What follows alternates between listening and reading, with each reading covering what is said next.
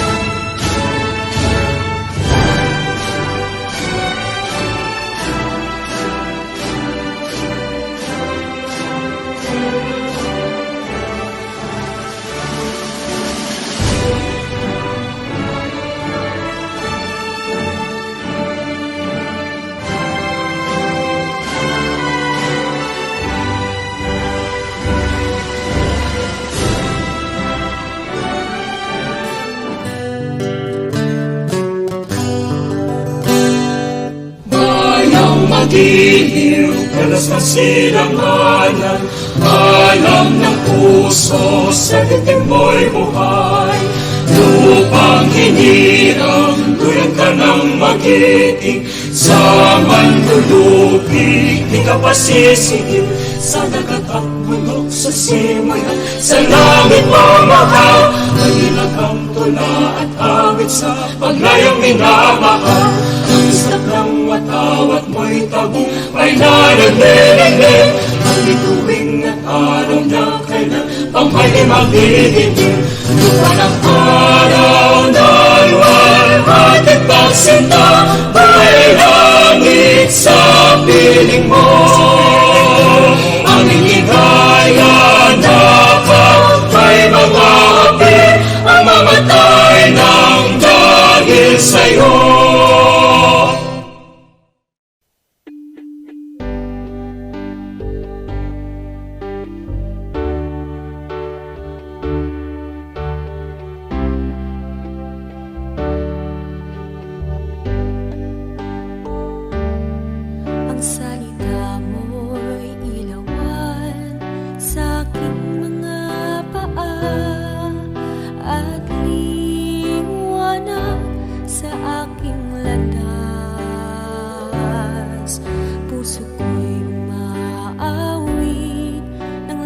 na ligaya, pagkat si Kristo ang kasama ko sa tuwina.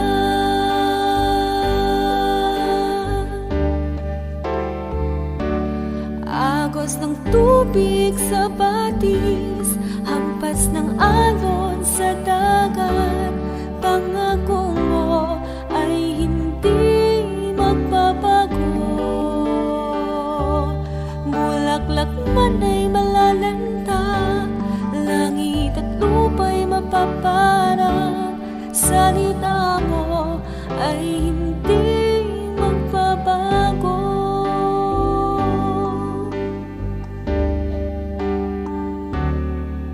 Ang kaligayahan ko'y nasa Panginoon, buong buhay ko'y purihin ang pangalan mo. Nais kong ika'y sundan, kamay ko ay hawakan, upang makamtan ang buhay na walang hanggan.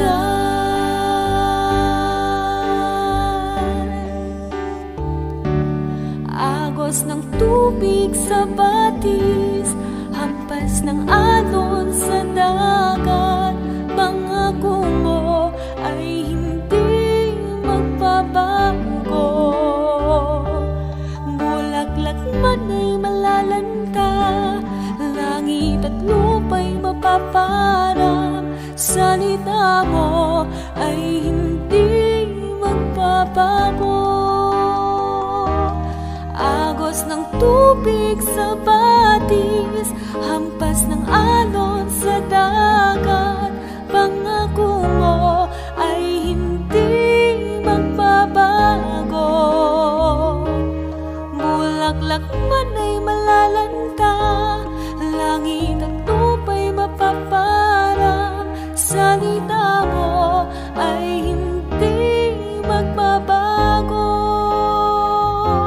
Salita mo ay hindi magbabago. Salita mo ay hindi magbabago.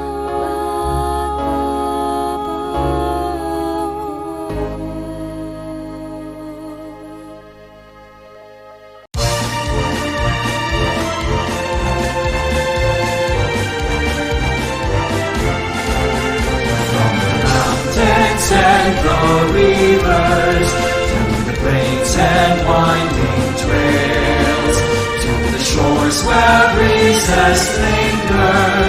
That's the place I love so well.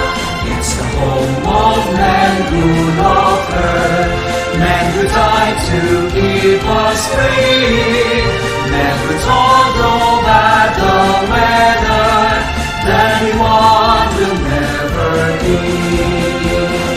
Region 1, oh Region 1, there's no better place I see. Region 1, oh Region 1, dearest home by far to me. From her care I learn my lessons, in her veils I work and play. She has kept me safe and happy, as I live on day by day. From to other lands I wander, as I search for wealth and fame. In my heart I will remember Region 1, beloved name. Region 1, oh Region 1, there's no better place I see. Region 1, oh Region 1, dearest of my heart to be.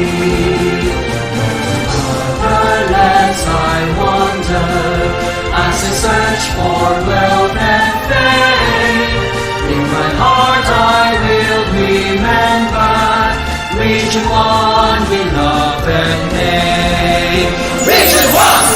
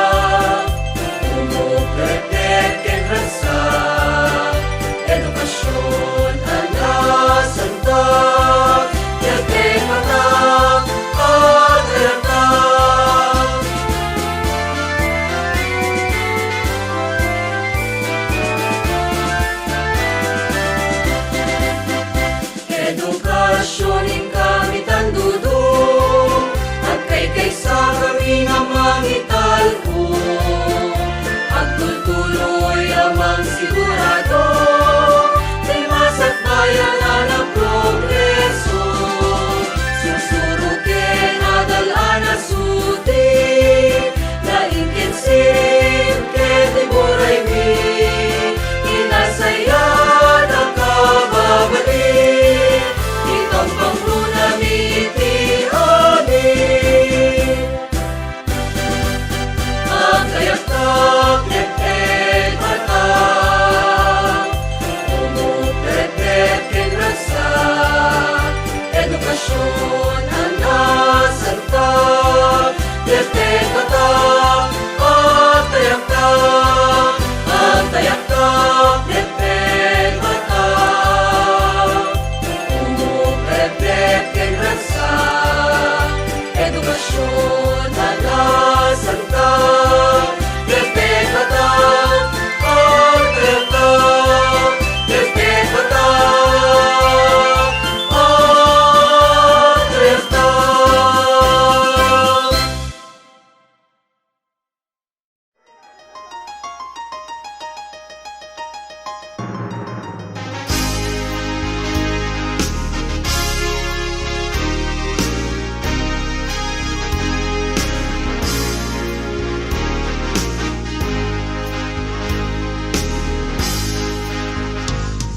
As I wake up in the morning, I see the sunrise smiling. As I lay and rest at night, I look up and the stars are shining. That's the scene in the city of my dreams. As I walk along the streets, I feel the trees freshly swaying. As I cross upon the bridge, tall buildings quite amazing. That's the scene in the city of my dreams.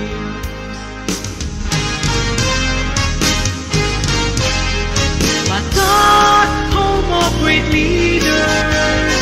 Patat, home of our people. You and I have nurtured this hospitable place. Come and visit the city of my dreams. Patat, the home of great leaders. Patat, the home of our people. You and I have built this admirable place, and joy and fun in the city of my dreams.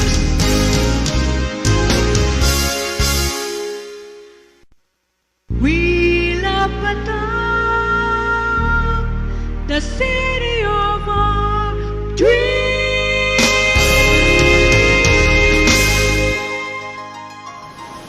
To our ever-supportive City Mayor, Honorable Engineer Albert D. Chua, members of the Sangguniang Panglungsod, headed by Honorable Attorney Windel D. Chua, esteemed Schools Division Superintendent, Dr. Joel B. Lopez, Assistant Schools Division Superintendent, Dr. Annie D. Pagdilaw, other division office personnel, our school principal, Mrs. Lorely F. Batukal, General Parents Teacher Association officers, headed by Mr. Mariano M. Parawan, to our affectionate and supportive teachers, barangay officials, headed by Mrs. Hazel Quanang, loving parents, fellow graduates,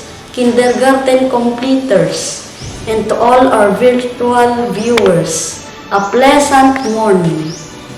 Today marks the end of our learning adventure in our beloved alma mater, Nagbacalan Elementary School. The new normal of education unlocked so many opportunities in order to continue learning in different modalities. Beyond reading and assimilating books in different subjects, this new normal taught us to think critically, to make use of our time effectively, and to value the importance of our family. Though we are not physically present in the school, we are still supported in order to be prepared in our mental, physical, moral, and socio-emotional development. It has been a long, tough, and unpredictable year as we are embracing the change brought to us by the pandemic. We did not meet as a group in our day-to-day classes.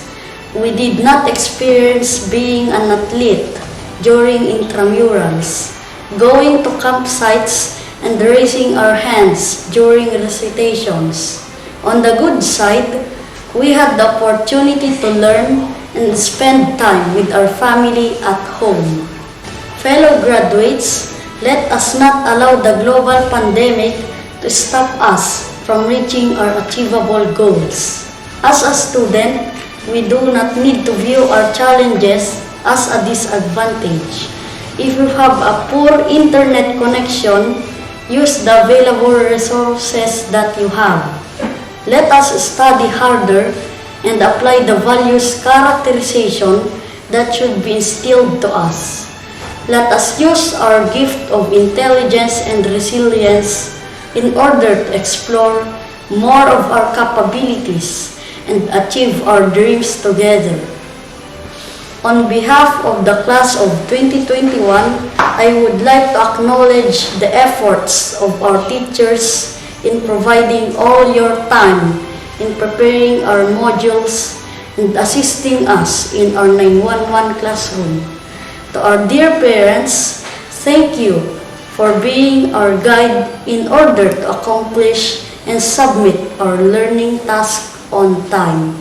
With all your sacrifices, we are more eager to achieve a formidable task, and that is to make you proud. Again, we are here to celebrate the first virtual graduation of our remarkable class, a batch who completed this journey in the new normal. Our batch is ready to move on a higher ladder of education full of faith, inspiration, and wisdom. The Nagbacalan Elementary School Class of 2021. Nagbakalan, pagadalan apagwadan. Thank you and welcome to our first virtual graduation and moving up ceremonies. Stay safe and God bless everyone. Sa minamahal naming pansangay na tagapamanihala ng mga paaralan, Dr. Joel B. Lopez, Sir, bilang punong guro ng paaralang elementarya ng Nagbakalan, ikinararangal ko pong ipakilala ang 22 magsisipagtapos, 13 lalaki at 9 na babae sa taong panuruan 2020-2021. Aking pinatutunayan na kasiya-siya nilang naisakatuparan ang lahat ng mga kinakailangan sa pagtatapos sa ilalim ng kurikulum ng Batayan ng Edukasyon sa Elementarya na itinakda ng Kagawaran ng Edukasyon. Hinihiling ko po ang iyong pagpapatibay sa kanilang pagtatapos. Ngayong ika-16 ng Hulyo 2021 sa lungsod ng Batak, Ilocos Norte. Sa bisa ng kapangyarihang ipinagkaloob sa akin ng Pangulo ng Republika ng Pilipinas bilang Schools Division Superintendent, pagkatapos ng pagpapakilala sa inyo at pagpapatunay ng ulo ng paaralan na inyong matagumpay na naipasa ang lahat ng kinakailangan sa ilalim ng kurikulum ng Batayang Edukasyon ng Kagawaran ng Edukasyon, akin ngayong pinagtitibay ang inyong pagtatapos. Binabati ko kayong lahat.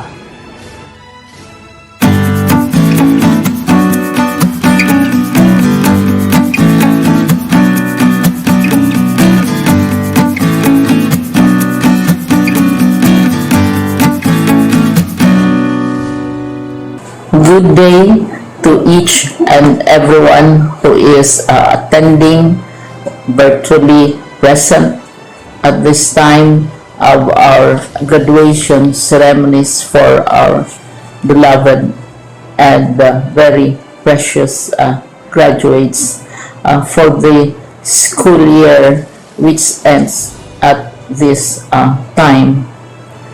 First of all, I'd like to greet the parents and family members without whose sacrifices, whose reminders, and whose participation in the learning process for our graduates have resulted in this culmination program.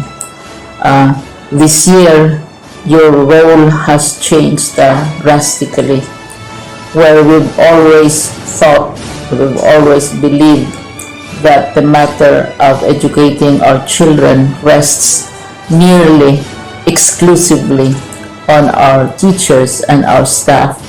This time, you parents, you family members, you who are in the households of our learners have expanded your role and contributed to this wonderful day wherein finally our learners are graduating in this culmination exercise. So congratulations, because this year has not been very easy, has not been a picnic for our teachers, for our family members, as well, especially the parents, mothers, fathers, sisters, brothers, and all who have contributed to the achievement of our learners at this time. So, maraming salamat at congratulations, parents and family members. Mas malaki ang role ninyo at this time compared to earlier graduation exercises.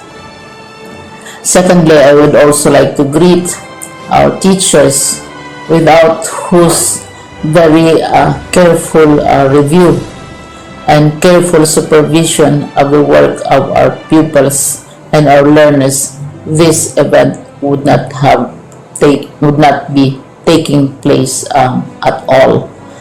And so thank you, teachers. Your role has also expanded, in addition to seeing to it that the modules are faithfully followed, the assignments are correctly implemented, and the learners are truly learning, and you have had to deal with new ways of assessing the performance also of the learners. So congratulations, teachers, for enduring, for your patience, for your love for our learners, and your willingness to engage in a way and methods of teaching which are different from those which are used to. Assessment must have been especially difficult for you, especially since you were not able to see most of the time our students in face-to-face meetings, and most of the meetings, of course, were virtual. We'd also like to thank the local government units for their interest, for their cooperation, and for their continuing contributions to the needs of education, even as our children do not go to school. Your donations of material as well as financial resources at this time are most welcome, and your advice has been taken seriously not only by our teachers, by our school officials, but also by our officials in the Department of Education. We continually talk with local government units, especially in times of disaster, in times of great need for classrooms, for space, and for responses to unforeseen emergencies. Thank you, local government units. But of course, most of the congratulatory greetings fall on the deserving graduate. Each and every one of you is truly special. You are different from the other graduates who have passed through the portals of your school. You went to school practically without seeing your teachers, if at all. You went to school with your parents, your mothers, and your fathers hovering over your shoulders and seeing to it that you are able to complete your assignments. You are completing your studies at a time when examinations and assessments are different. You are culminating this long months of hard work at this time, even as you have to do family chores, even as you are distracted, and even as your world has turned upside down, and it seems and it appears as if we don't know what the future holds and what will happen next. But you have persevered, and now you are ready to graduate, and therefore you deserve each and every bit of congratulations from us in the Department of Education, from your parents and family members, your teachers, from the officials in local government, as well as in the parent teachers associations.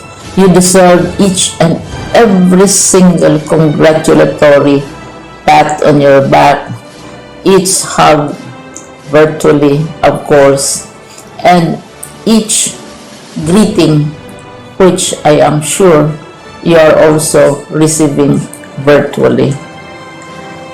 I don't know if you will remember this event many years from now. I have tried to recall myself who our graduation speaker was when I finished high school and when I finished my college studies. All I remember is that the graduation speaker was someone important, someone who was invited because that someone is supposed to give a message. What was more important to us graduates at that time was the excitement of the celebrations, the happiness and the joy of our parents, the sadness of parting from our classmates and from our teachers, and the enjoyment of all the graduation events that usually take place come commencement day. When I was a college student, we had a series of events which were designed to embed in our minds, which were designed to help us remember and not forget our days in college. We would spend one whole day going around the campus, visiting the classrooms, saying goodbye to our teachers, and sharing memories. We would have bonfires to say goodbye to each other. We had baccalaureate services where we committed ourselves to God and we prayed for guidance when we go out into the world. So many celebrations, and the speaker, of course, is the least important and easily forgotten component of the graduation exercise. Nonetheless, I will exert all efforts to share with you what I see are things or issues which a graduate should remember, and recall. I have said that you are very special. You are very different. You are pioneering. There has been no other class like your class. There has been no other graduate like you as a graduating student, because you are the very first graduate of the blended learning response to education in the Philippines. And so you ask yourself, what awaits you in the world outside? You can either work, because the kind of curriculum you survived and underwent as a student will enable you to go to work if you wish to go to work. Some of you will proceed to further studies, and this would be a wonderful thing, because there are many opportunities for further expanding your knowledge, for further answering and looking for explanations of issues, events that make you curious, especially in science, in technology, and also in the arts. So you can work, you can go to further studies, and perhaps some of you will settle down, hopefully not too soon, so you can pursue what you really want to do. So today, this is why we call this exercise a commencement exercise. It's not the end of our studies. It's not the end of all our efforts with blended learning, with modules, with floods, with earthquakes, and of course with COVID. It's a commencement of doors opening to you. More doors will be opened because you are a graduate.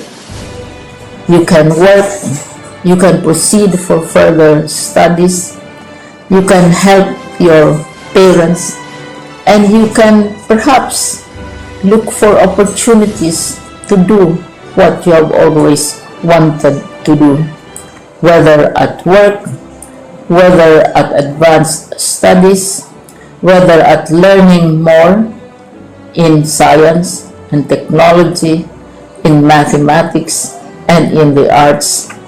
All of these opportunities are available to you. More doors are being opened. I hope you will select the door which arouses your curiosity, the door which will help you know more about this world, and the door which will allow you to contribute to the development of our country and contribute whatever we can to solve our problems and our challenges. Congratulations once more to each and every one of you. Congratulations to you, parents and family members. Congratulations to you, teachers. When I was chair of the board of Silliman University, each time we had graduation ceremonies, during the baccalaureate and during commencement itself, I would cry. I would cry because we are sending out into the world a new batch of graduates, and we want to be sure that what is awaiting them is appropriate. We want to be sure that they are ready for what awaits them when they select which door to open. And so, we tell you, go out to the world, do whatever you want to do. God be with you, and be assured that all of us love each and every one of you. Congratulations. It is with great pleasure and admiration that I convey my best wishes and profound felicitations to all the graduates, completers, and academic awardees of the school year 2020-2021. The efforts you have exerted to accomplish your academic tasks in the difficult times are something worthy of praises. Graduation and moving up ceremonies are the much-awaited events in the life of every learner as they represent the golden times of reaching higher education and achieving dreams and aspirations. Definitely, the road you have taken is rough, but all the struggles are worth considering as they are the first few steps that will define your future success. Indeed, finishing this challenging school year during these trying times of COVID-19 pandemic is remarkable since it has been inevitable to face and accept the new normal landscape of education. It has been a school year of extraordinary hard work, dedication, and passion for all school leaders, teachers, learners, and parents in dealing and coping with chosen learning delivery modality to meet the most essential educational requirements. While it is admittedly difficult, you may take it positively as you have been given the opportunity to adapt to difficulties that have strengthened your innate potentials. Likewise, the incessant motivation and support of parents towards the seemingly thorny road to success caused by the global health crisis, as well as the strict obedience to various health and safety protocols, have enormously pitched in to this moment of your graduation and completion. My dear graduates, completers, and awardees, you have just marked another significant milestone in your continued quest for excellence and successful future. Certainly, more challenges will still come your way. However, to hurdle this, you should stay focused and always remember that your dreams are within reach when you are determined and committed to realize them. My beloved parents, community officials, and other stakeholders, accept our heartfelt gratitude for the victory we have achieved today. Thank you for being an effective and efficient partners of the Department of Education in the implementation of distance learning. Your untiring support is a deeper reflection of the unconditional love you have bestowed to the learners through the years.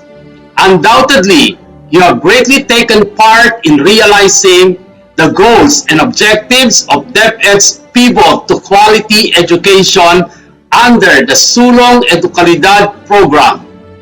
Our sincere commendations to all our DepEd officials, the school administrators, faculty members, and non-teaching staff for providing the highest degree of service para sa bata, para sa bayan. Finally, with this happy celebration of your graduation and completion, it is with confidence to say that you have given our theme for this year, strengthening the quality of education amid the COVID-19 pandemic, a very special meaning. Congratulations and have a wonderful graduation day and moving up ceremonies. Isang marugdog na pagbati sa inyong lahat. Sa okasyong ito, tayong lahat ay nagkakatipon upang magdiwang. Magdiriwang tayo sapagkat nakamit natin ang tagumpay. Tagumpay na sa kabila ng mga pagsubok, mga suliranin, mga balakid, sa kabila ng pandemyang ating kinakaharap, tayo ngayon ay magdiriwang sa isang bagay na matagal na nating inaasam-asam. Ang pagtatapos ng bawat isa sa inyo. Nais ko kayong batihin, kayong mga mag-aaral, sapagkat magtatapos na kayo ngayong araw. Ibig sabihin ay inyong nagampanan ang lahat ng mga bagay, ang inyong mga requirements sa paaralan, sa kabila ng pahirapan sa pag-aaral kasi hindi na kayo pumapasok sa paaralan, sa kabila ng pahirapan ng internet connection o kaya sa kahirapan ng pagsagot sa mga module. Natapos ninyong lahat at matagumpay ninyong natapos ang mga ito. Binabati ko rin ang inyong mga magulang sa kanilang patuloy na suporta sa inyo. Ginabayan nila kayo sa inyong pag-aaral. Sila ang umalalay sa inyo. Ika nga, kung may natutuhan kayo, mayroon ding natutuhan ang inyong mga magulang. Kaya binabati ko ang mga magulang din sa kanilang tulong at sa dunong na kanilang natamo sa paggabay sa kanilang mga anak. Gayon din, nagpapasalamat ako sa mga guro na umalalay sa inyo, sa mga gurong naghirap na gumawa ng module, mga gurong naghirap na mag-print ng mga modules, mag-ayos ng mga ito, at upang tiyakin nilang dumating sa inyo ang mga modules na ito ng maayos. Gayon din sa lahat ng namumuno ng mga paaralan, ang mga administrators natin, ang mga kawani, ang lahat ng nagtatrabaho sa inyong paaralan. Malaki ang ambag ninyo upang sa gayon makita natin ang mga batang ito ngayon na magsisipagtapos sa kanilang ngiti ng tagumpay. Nagpapasalamat din ako sa mga opisyal ng barangay at maging ng mga opisyal ng lungsod sa suportang ipinagkaloob nila sa inyong mga mag-aaral at sa edukasyon bilang kabuuan. Maraming salamat din sa lahat ng mga kasangkot o sa mga stakeholders, sa mga alumni, sa lahat ng mga donors, at maging sa mga kawani ng SDO City of Bataan.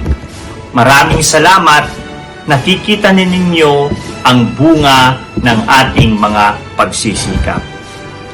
Kung tayo ay sama-sama, ating makakamit ang ating mga pangarap sapagkat mayroon tayong kolektibong pagtugon sa lahat ng hamon. Dahil sa ating kolektibong pagtugon, tinatamasa ngayon ng ating mga mag-aaral ang kanilang tagumpay. At masasabi natin, kayang-kaya nating lampasan ang anumang pagsubok sa buhay. Patuloy nating alalayan ang mga batang ito na silang magiging susunod na tutulong sa komunidad upang patuloy ang paglago at pagyabong nito. Sabi nga, marami tayong limitasyon bilang tao, marami tayong pagkukulang bilang tao. Hindi natin alam kung ano ang mangyayari sa hinaharap. Hindi natin alam kung anong idudulot ng pandemya pa o kaya kung anong pandemya pa ang darating. Ngunit isa ang ating natitiyak. Natitiyak natin na mayroong gumagabay at umaalalay sa atin. Mayroong nagbibigay sa atin ng tatag ng loob upang harapin at sagupain ang lahat ng pagsubok sa buhay. Ang mensahe ko sa inyo ngayon ay patuloy tayong manalig. Patuloy tayong manindigan. Patuloy tayong magtiwala sa ating puong makikapal na hindi niya tayo pababayaan, na siya ang patuloy na tutulong sa bawat isa sa atin. At sa inyong lahat na aming mga mahal na mag-aaral, na magsisipagtapos sa araw na ito, ipagpatuloy ninyo ang inyong pangangarap. Ipagpatuloy ninyo ang paghangad ng isang magandang kinabukasan. Ipagpatuloy ninyo ang pag-aaral upang sa gayon ay matamo ninyo ang mga karunungang kailangan ninyo sa inyong kinabukasan. Tiyak natin na sa pamamagitan ng tulong ng may kapal, ating makakamit ang tagumpay. Ngayon, ipinagdiriwang natin ang tagumpay at muli tanggapin natin ang kanyang tulong sa mga hinaharap na panahon. Tanggapin ninyo ang aking pagbati.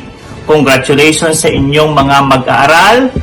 Kapit lang, kayang-kaya, at kayang-kaya pa nating harapin ang anumang darating na pagsubok sa buhay. Sa DepEd City of Batak, sapagkat tayo ay sama-sama, sapagkat tayo ay may kolektibong pagtugon, nandito ngayon ang mga nagsipagtapos sa taong ito na siyang katunayan na sa pamamagitan ng pagkakaisa natin, maiaangat natin ang kalidad ng edukasyon, maiaangat natin ang kalagayan ng ating mga kabataan. Muli, sa mga nagsipagtapos, pinabati ko kayong lahat at patuloy na susuportahan namin kayo, 10 ng lahat ng kawani ng DepEd, 10 ng inyong mga magulang, maging ng mga komunidad at opisyales. Kayo ay aming susuportahan sa mga darating pang gampanin ninyo sa buhay. Muli, tanggapin ninyo ang aking taus-pusong pagbati. I have the honor to present to you the Academic Excellence Awardees for the school year 2020-2021. Asuncion Jasmine Rose F. with honors. The daughter of Mr. Joventi Asuncion and Mrs. Maricon F. Asuncion. Batangan Sean Astin Cedric A. with honors. The son of Mr. Freddy G. Batangan and Mrs. Donna A. Batangan. Carawa Chelsea Ann R. with honors. The daughter of Mr. Rodel G. Carawa and Mrs. Clarinda R. Carawa. Quanang Mark Wilfred F. with honors.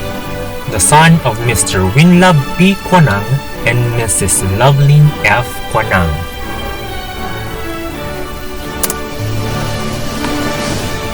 Acosta Justin S. The son of Mr. Jadel C. Acosta and Mrs. Remini S. Acosta. Asuncion Jasmine Rose F. with honors. The daughter of Mr. Joven T. Asuncion and Mrs. Maricon F. Asuncion. Batangan Sean Astin Cedric A. with honors. The son of Mr. Freddy G. Batangan and Mrs. Donna A. Batangan. Baisak Marian Chari S. The daughter of Mr. Eric M. Baisak and Mrs. Cheryl S. Baisak. Carawa Chelsea Ann R. with honors. The daughter of Mr. Rodel G. Carawa and Mrs. Clarinda R. Carawa. Quanang Ma Catherine S. The daughter of Mr. Reynold P. Quanang and Mrs. Beverly S. Quanang. Quanang Jeffrey T. The son of Mr. Gerald P. Quanang and Mrs. Jelgi P. Quanang. Quanang Mark Wilfred F. with honors. The son of Mr. Winlove P. Quanang and Mrs. Lovelyn F. Quanang. Damasco Eduardo Jr. R. The son of Mr. Eduardo R. Damasco Sr. Malihan Zaijan B. The son of Mr. Frederick C. Malihan and Mrs. Renalyn B. Malihan. Mamaklay Reggie P. The son of Mr. Jonel B. Mamaklay and Mrs. Rowena P. Mamaklay. Matos Jaylan M. the son of Miss Kenneth S. Malihan. Pukan Frances May D., the daughter of Mr. Melchor A. Pukan and Mrs. Aida D. Pukan. Pukan Jeff Hardy D., the son of Mr. Manuelito B. Pukan and Mrs. Miriam D. Pukan. Pukan Prince Charles I., the son of Mr. Clarito B. Pukan and Mrs. Maricel I. Pukan. Ribak Christine C., the daughter of Mr. Christopher Q. Ribak and Mrs. Rowena C. Ribak. Ribak John Paul D., the son of Mr. Gay Q. Ribak and Mrs. Neline D. Ribak. Rigonan Kristen Jake T., the son of Mr. Brian C. Rigonan and Mrs. Kathleen T. Rigonan. Serna Ma Leica B., the daughter of Mr. Monray C. Serna and Mrs. Donabe D. Serna. Sibukao Suerte Lin M., the daughter of Mr. Suerte A. Sibukao and Mrs. Ernalyn M. Sibukao. 5. Angie C., the daughter of Mr. Elmer Cinco and Mrs. Evangeline C. Cinco. Turia Rogie B., the son of Mr. Nixon P. Turia and Mrs. Maribel B. Turia. I have the honor to present to you the kindergarten completers of the school year 2020-2021. Aligar Johanna May B., the daughter of Mr. Jonel C. Aligar and Mrs. Merlina A. Baniked. Bagawisan Orlandino III R., the son of Mr. Orlandino Bagawisan Jr. and Mrs. Renely Bagawisan. Babia Caitlin Francis M., the daughter of Mr. Joey O. Babia and Mrs. Fe M. Babia. Cardenas Rica May L., the daughter of Mr. Ricky B. Cardenas and Mrs. Mariby S. Laud. Castillo Liam Jake A., the son of Mr. Philnest Castillo and Mrs. Marjorie Castillo. Galamay Jairon P., the son of Mr. Joseph P. Galamay and Mrs. Venus Pukan. Gapas Dion Natalie M., the daughter of Mr. Nathaniel B. Gapas and Mrs. Doname M. Gapas. Lagua Rain Xavier C., the son of Mr. Christian J. C. Lagua and Mrs. Ricalyn R. Castillo. Malihan John Alvin L., the son of Mr. Alan C. Malihan and Mrs. Nobelin L. Malihan. Malihan Renald B., the son of Mr. Frederick C. Malihan and Mrs. Renalyn B. Malihan. Relano Hassan Elijah R., the son of Mr. Ramon R. Relano and Mrs. Generos R. Relano. Ribak Poldrake B., the son of Mr. Raymond Ribak and Mrs. Lavinia Eve T. Bonilla. Rigunan Carl Christoph R., the son of Mr. Ruel T. Rigunan and Mrs. Connie R. Rigunan. Sablay Elendra S., the daughter of Mr. Odarlino Edgar C. Sablay and Mrs. Lenimar S. Sablay. Sibukaw Julius D., the son of Mr. Christopher D. Sibukaw and Mrs. Rio D. Sibukaw. Udarbe Andre U., the son of Mr. Isagani G. Udarbe and Mrs. Arlene U. Udarbe.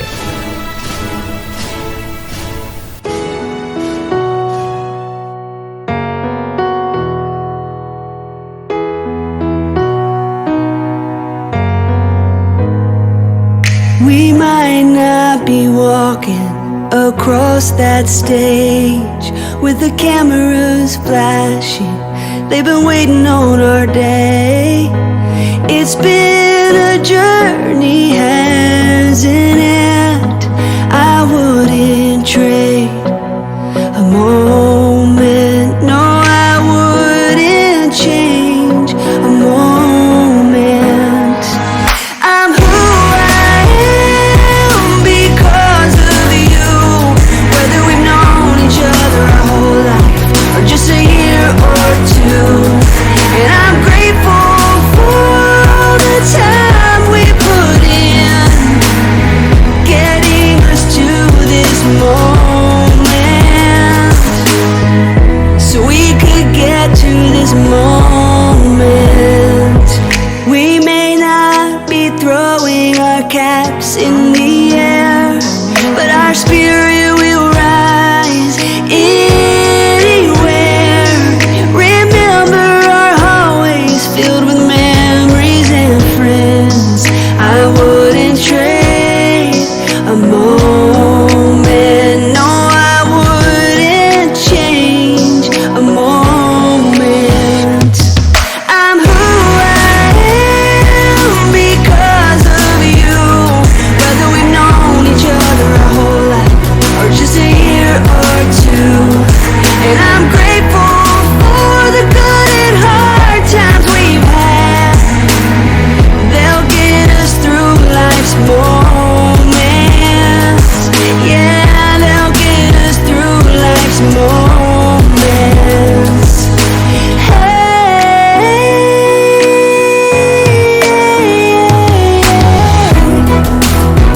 ooh. If you're over there feeling a little scared about your brand new start, don't get discouraged. Keep showing your courage, 'cause that's who we are. I'm who I am because of you. Whether we've known each other our whole life or just a year or two. And I'm grateful for the times we'll never forget, so we can be in this moment, right here in this moment. I'm grateful for our new beginnings, right here in this moment. A glorious and pleasant day, everyone. The most anticipated event of our elementary school days has finally come. We have been looking forward to this event because it represents our accomplishments in completing our elementary education. I'm sure most of us imagine marching up to the stage and receiving our diplomas with our parents. Unfortunately, due to the pandemic, we will not be able to commemorate this momentous and memorable occasion together. However, I hope that despite our current situation, there is still joy and excitement in our hearts as we officially conclude our elementary education. As we close one chapter of our lives, I would like to commend my fellow graduates for persevering in the face of adversity brought on by the pandemic. This pandemic has made it difficult for us to learn face-to-face from our teachers. It forbade us from seeing each other and from learning from one another. We missed the opportunity to enjoy the final year of our elementary education together. But I hope and wish that the memories we've shared since the first day that we became students at this school until the last day that we've been together will live on in our hearts forever. Thank you for all of our laughter, friendship, and camaraderie. To our dear parents, thank you for all of your advice and patience. On behalf of Class Masigasig, I would like to express my heartfelt appreciation and gratitude to our teachers, especially to our advisor, Mrs. Karen K. D. Garcia. This pandemic has made us realize the importance of teachers in our lives. We will never be able to repay all of your hard work and sacrifices in providing the quality education that we need. Thank you for all of the knowledge you bestowed upon us. I promise to apply what I've learned as I progress to the next level of my education. This graduation is not only for us grade 6 pupils, but for our parents and teachers as well. On behalf of the graduating class 2021, I would like to congratulate each one for the job well done. Congratulations, my fellow graduates. Wishing you best of luck on our next journey. God bless us all. Bag nga aritaw, bag nga Elendra Sablay, ang titawan ko. Tiunit pagtaengan, nasursuro ti agbasa, agsurat, agbila, ken agkanta. Agyaman na kins maestra, amang tultulong kinyami. Idyay ngayon 1-1 classroom. Nakay kadananang kintatang, amang isursuro kinyak ti leksyon ko. Nasursuro pa iti agmula. Agtagigibalay, ken agtaraken ken agliliwa. Dumakelak kayat kunto agbaling nga maestra. Isungay lalaing ko pa iti agbasa. Good morning, everyone.